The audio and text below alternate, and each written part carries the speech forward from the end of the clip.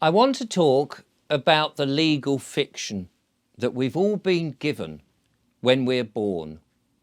I've mentioned this in the past and sometimes just in passing, and I've had some amazing guests that have explained this more fully to me. I made a video about this, I don't know, February and March. But since then, of course, the channel has grown and there's been many more viewers, so some people may not have heard this. My understanding, of course, has grown greater on this. There are some people who say that this isn't a thing, that it is irrelevant, that it confuses issues, and there's others that say it is definitely the thing and it is the answer to getting out of so many things, particularly the system. So I may make some mistakes on this because my understanding is very limited. Of course, I've only been looking at these things for a very short period of time, but it seems more important now that we understand who we are and who we're not. And so, firstly, let me put it this way. I remember saying in one of my videos, I am my own person. And a very nice man called Stuart got in touch with me and he said, no, Richard, you're not a person. And I said to him, what are you talking about? That just seems like semantics, because he said you're a living man. Well, of course, I understand now that a person, according to the legalese of it in Black's Law Dictionary, a person is a non-entity. It is a dead thing. It isn't a real living man. And of course, I am a living man. A person is part of your legal fiction. And you might say, what the hell is a legal fiction? Well, we know now that we live in this corporate Britain, and we'd rather be in a sovereign Britain, free, out of this corporation where we're being treated as if we are basically a dead entity all the time. And that is true because the government, being a corporation, a for-profit business that is there to extract money from you and contract with you and make you do work so that you can pay them, they do treat you as a dead entity, as a legal fiction, and not as a living man. When you're born, you may have heard this many times, of course, when you're born, your parents inform the registrar that you have been born, that of your birth. Now, a lot of this is connected to the law of admiralty. I won't get into that because that is part of it, but it can be quite confusing if you're new to this. The parents inform the registrar and he writes out a record of your birth, which is changed into your birth certificate.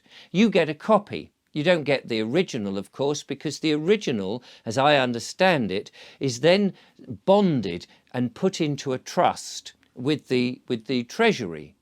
So the Treasury, as I understand it, puts in a certain amount of money. And then this bond, this trust, is floated on the stock market and is making money. You, of course, are really the executor of this trust, and the government, and the legal department of the government and the banking part of the government are merely the trustees. And in a trust, there are three parties. There's the settler or the executive who sets it up and who's in charge, which you can claim if it's you. There's the trustees who carry out the necessary work, and then there's the beneficiary. Well, it's in your name, it's your trust, so you're the executive and the sole beneficiary, and the government are actually the trustees of this fund, or the bankers, or the legal department, however you want to look at it. This goes on, of course, they don't tell you this.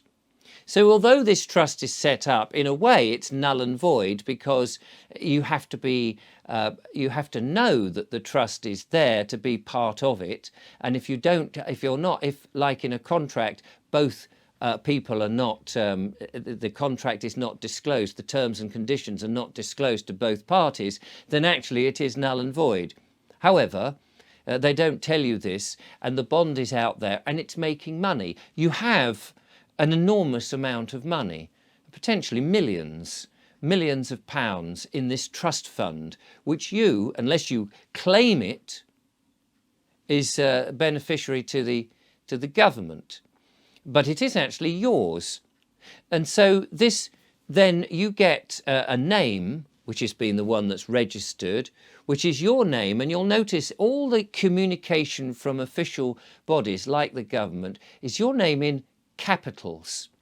Now, this capitalisation you think is in English, but it's legalese, dog Latin, if you like.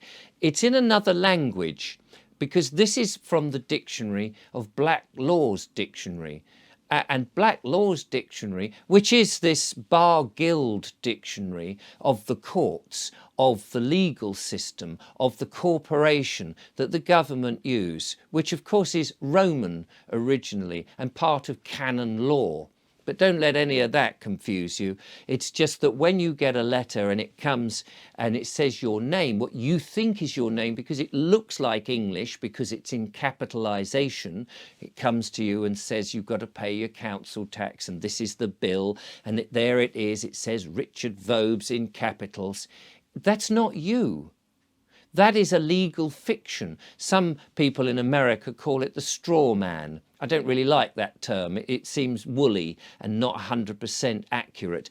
To me, legal fiction is better, because this is just a name. It's a dead thing. It's on a piece of paper. It's not you, because you are a living man or woman. This is you. This is how you identify yourself, by your living status, not a piece of paper with words in capitalisation.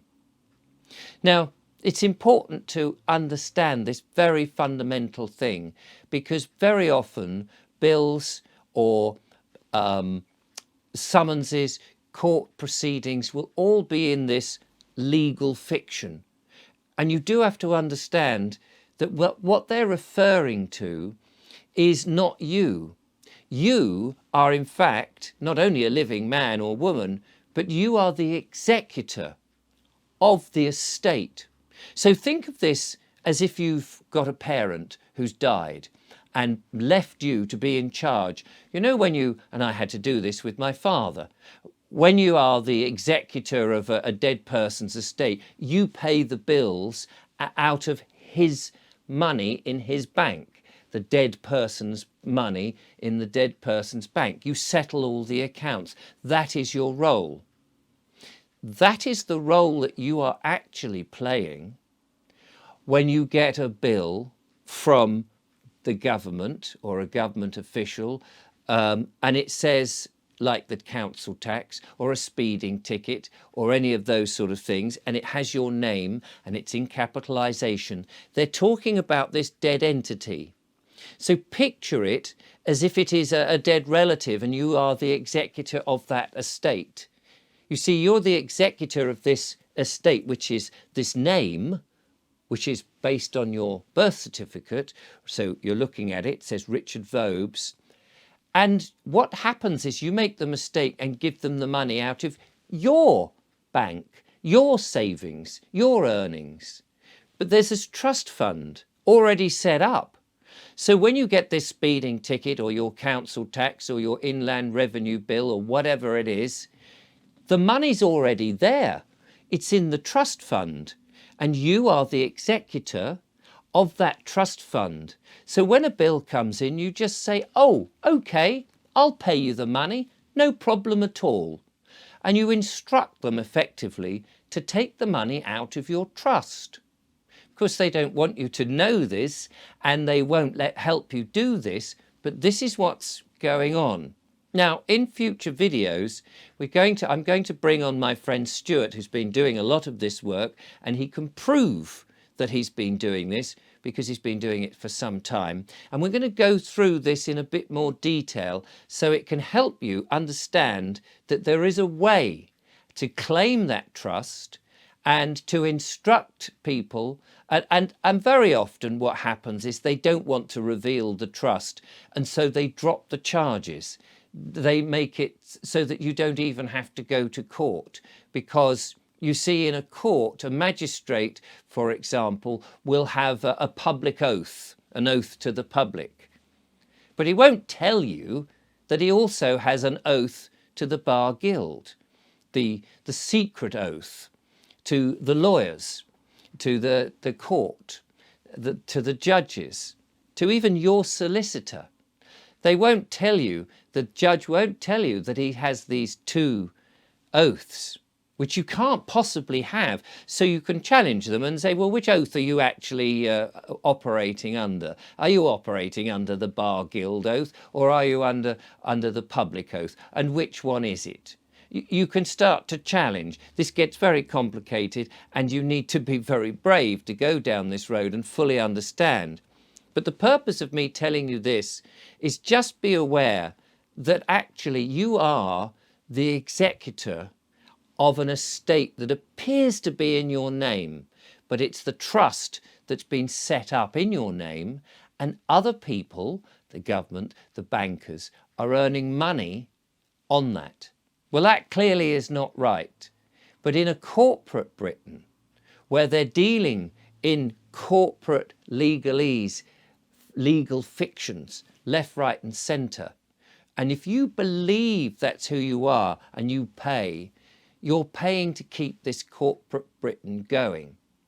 Well, we're turning the tables on all of this, and we're exposing the lies and the frauds all the time. And this is why I say it is worth entertaining these concepts, because ultimately they're going to benefit you and me.